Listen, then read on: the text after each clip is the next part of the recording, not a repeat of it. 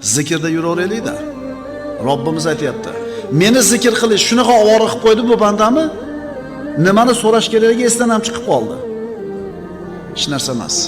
Chunki aytib deb so'rayotganlardan ko'ra kattaroq narsani beraman deyapti.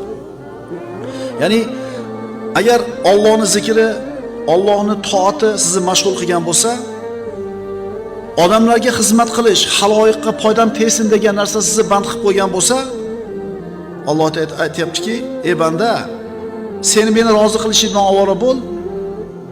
Bandalarimning xizmati bilan ovora bo'l.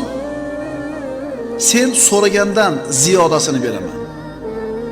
Alloh taolo aytadi: "Ey banda, sen men uchun men xohlagandek bo'l.